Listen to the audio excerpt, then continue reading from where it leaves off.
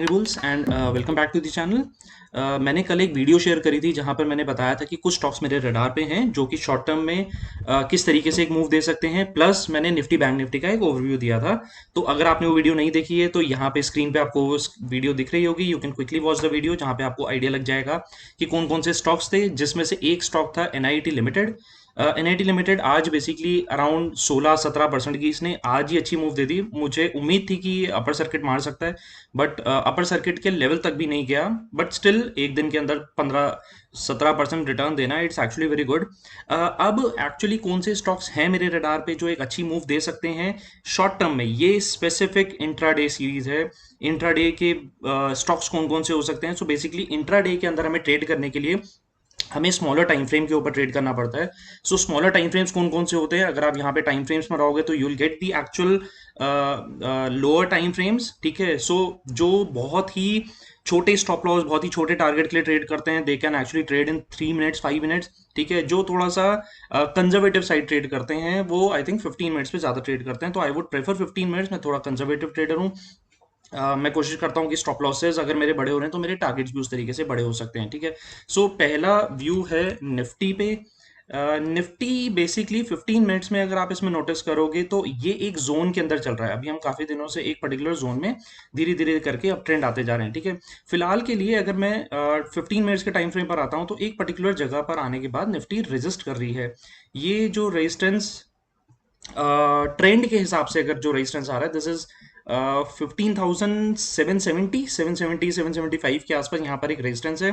अगर हम किसी वजह से कल अगर गैप अप खुलते हैं तो हमें एक फर्दर और ऊपर की तरफ मूव मिल सकती है, which can be extended up to 15,888। ठीक है, किसी वजह से अगर हम गैप अप नहीं होते, बट द पॉइंट इज ये नीचे की तरफ अगर हम गिरते हैं, मान लो किसी वजह से, खाली इंट्राडे की तरफ से अगर मैं बात करता हूँ, नीचे की तरफ गिरने के लिए हमें बेसिकली इस ट्रेंड लाइन को ब्रेक करना पड़ेगा जो हमारी शॉर्ट टर्म की ट्रेंड लाइन आ रही है।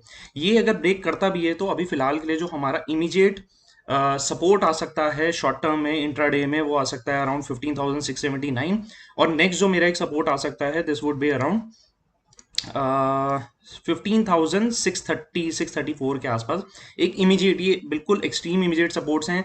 कल वाली वीडियो में जो मैंने शॉर्ट टर्म सपोर्ट्स बताए थे वो एक छोटे टाइम फ्रेम बता सकते हैं। ये मैं कल का व्यू दे रहा हूँ जो बेसिकली कल किस तरीके से मूव मिल सकती है। ठीक है, ऊपर की तरफ अगर ये लेवल्स ब्रेक करता है अराउंड 15,776, तो वी आर ओपन फॉर 15,820 850 और लेवल्स।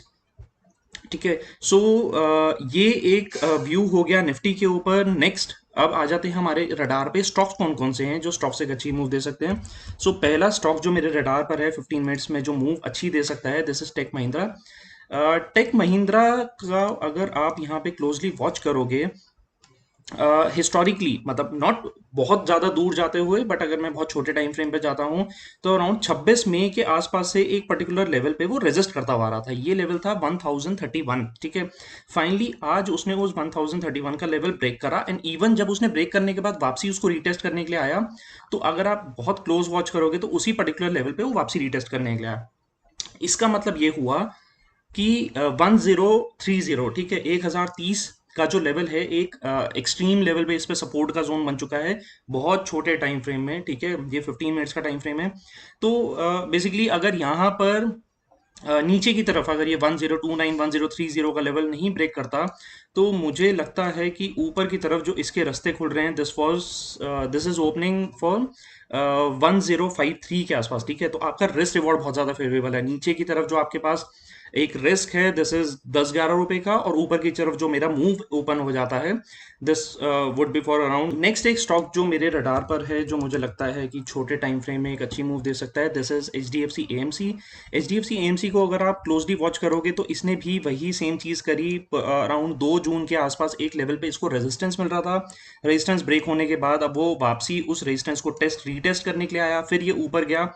ऊपर जाने के बाद बड़े दिनों से ये एक रेंज के अंदर घूम रहा है, नॉट बड़े दिनों से, बेसिकली 2-3 दिन से ये एक रेंज के अंदर घूम रहा है। ठीक है, फिलहाल इसने इस रेंज को ब्रेक करने की कोशिश कर रहा है ये।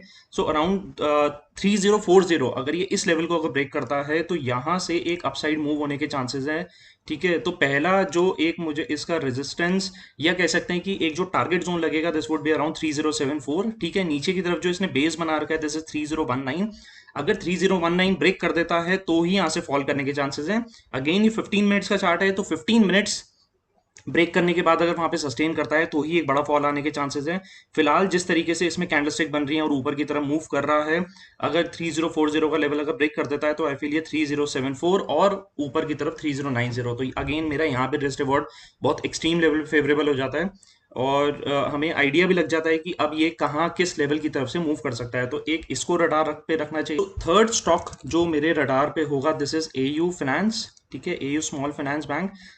इसका भी अगर मैं 15 मिनट्स पे ट्रैक करता हूं तो ये भी कुछ ट्रेंड, एक पर्टिकुलर ट्रेंड के अंदर घूम रहा है, और ये आने के बाद आई मीन 1030 आने के बाद यहाँ पर रेजिस्ट कर रहा है। ठीक है, अगर ये फिर से इस लेवल पर आने के बाद रेजिस्ट करता है तो आई थिंक ये नीचे की तरफ अपना एक हो सकता है कि इसमें प्रॉफिट बुकिंग आ जाए। अगर ये ऊपर की तरफ वो ब्रेक कर देता है, अगर ये 1030 का लेवल अगर ब्रेक कर देता है तो आई फील ऊपर जो लेवल्स इसके ओपन हो रहे हैं, दिस वुड बी अराउंड 1041।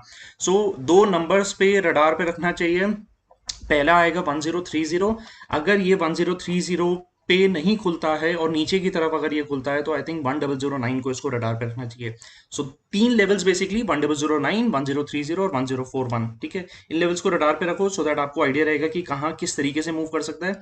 फिलहाल रेजिस्टेंस ले रहा है, हो सकता है कि 103031 के आसपास आके रेजिस्टेंस ले। अगर वो ब्रेक कर देता है किसी वजह से तो अपसाइड जो इसकी एक्चुअली हो। आई होप आपको ये काफी हद तक लेवल्स क्लियर हो गए होंगे कि कहाँ पे किस लेवल पर अगर मिलता है तो वहीं पर ही मेरे को एंट्री या एग्जिट पॉइंट्स अपने देखने हैं, और अपना उस तरीके से आपको रिस्क रिवॉर्ड को मैनेज करके चलना है। ठीक है, सो आई होप आपको ये वीडियो पसंद आई होगी, and thank you so much for watching the video. And don't forget to hit the like and subscribe button. आप लाइक करोगे तो मेरी रीच ज्यादा बढ़ेगी और वहीं से मेरे को मोटिवेशन ज्यादा मिलता रहेगा। So thank you so much for watching.